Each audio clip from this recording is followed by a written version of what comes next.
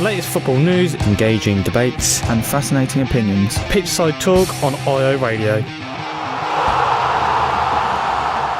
Manchester City here. If they can win this game, they'll go 20 games unbeaten this season. 20 they have won out of 2021 in all competitions. And they look like they're going to walk away with this league at the moment. But for West Ham, a side who have been in form, they're doing quite well against these big clubs. Could they cause a few problems for Man City here? Because it did end 1-1 last time out. Yeah, there's every chance that there could be some problems for Man City. Obviously, West Ham are on such a good run at the moment. They're doing so well in the league, above everyone's expectations, and it's really good to see West Ham, doing really well in the league so far after. And they come off that derby win, don't they? So they'll be full of confidence. It's still going to be a massive ask against a Man City side that are just unstoppable at the moment. The amount of games they've gone unbeaten now is just mental. So yeah, I don't think West Ham have enough to get past Man City. I don't think it will be a high scoring game. I'm just going to go for a 1-0 to Man City. Yeah, I think this is going to be a really exciting game. Two teams that are playing really well. Obviously, West Ham exceeded all expectations this season. Were brilliant against Tottenham. Showed lots of character. Showed that they're playing great football and they got a great result. Man City, on the other hand, just seem to be putting everybody away in stylish fashion, whether it's at home or even in Europe during the week. I think this is going to be an interesting game, and I'm going to put my neck on the line for this one. I think West Ham are going to manage to get a draw on this. I think with Man City playing in Europe during the week, sometimes that has a bit of a curse on teams, and they've been on a brilliant run. But I think it's going to be a draw, and I'm going to go for a 1-1.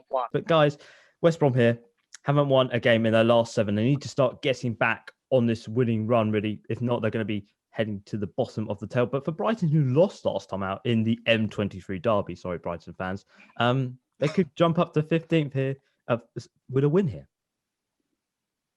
Yeah, game down the bottom, West Brom, they're on such a poor run at the moment, and I think everyone can agree that they're going to go down now. I think it's too much of a gap. I know Fulham have been able to bridge that gap, but I think it's just too much for West Brom, and considering the run of form they're on, it's not looking good for them.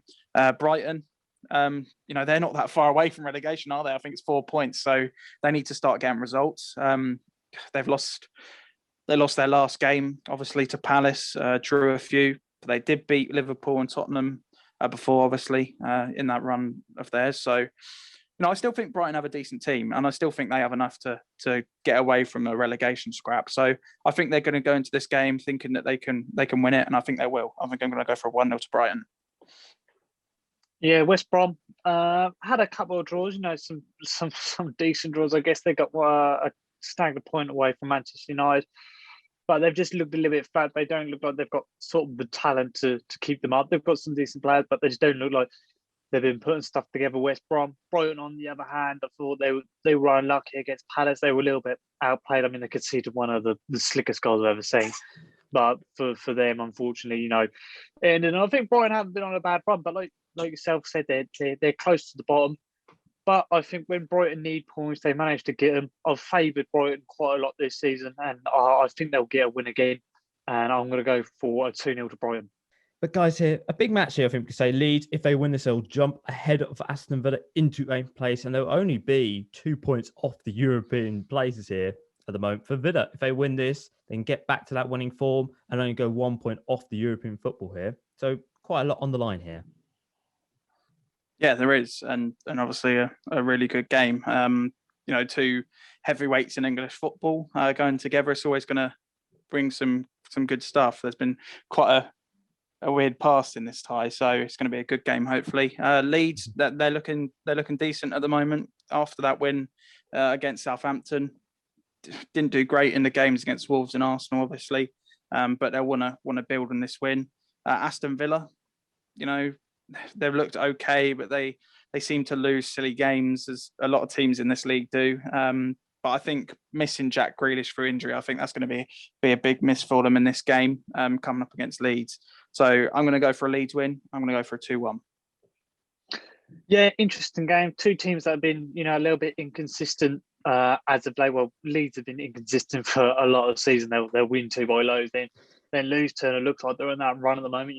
An amazing win against Southampton. Absolutely put them away.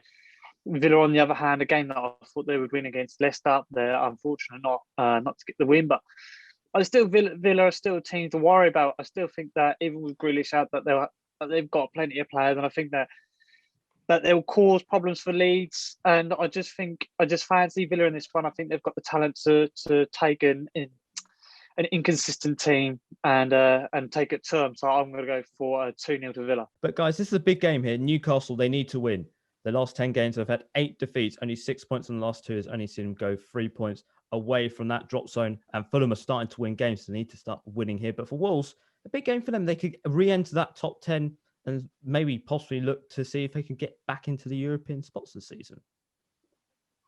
Yeah, big game for both clubs. Newcastle, they're on such a poor run at the moment, and the gap's now down to 3 points. So we've been talking about this gap getting tighter and tighter, and now it's crunch time for Newcastle. And it's a tough game against Wolves. They've had a good time of recent, good win against Leeds in their last game. I think they've only lost one of their last 5. So, they're on decent form. And I think when Wolves are on good form, it's hard to break them down. So I think a struggling Newcastle side going up against an informed Wolves side, I only really favour Wolves in this one. So I'm going to go for a 2-0 to Wolves. Yeah, I think Wolves had a bit of resurgence. 2 wins are on the bounce now for Wolves. They're starting to look better. Obviously, they played Southampton twice within that time and beat them in the FA Cup as well. So, I think Wolves are starting to come to. They've had a lot of injuries and they had a big dip in form after they had that famous win against Chelsea at home. Newcastle, on the other hand, their last 2 losses, to be fair to them, have been against big clubs, against Manchester United and Chelsea. But I think confidence will be low, especially with Fulham gaining points. The gap's getting closer for Newcastle, and a club like Newcastle shouldn't be getting relegated into the Championship again. Especially since last time they were in it, they should be staying up a club like Newcastle. But I think Wolves will just have too much for them. I think they're in good form at the moment. I think Wolves get the win, but I think Newcastle will show good fight. I'm going to go for 2-1 to Wolves.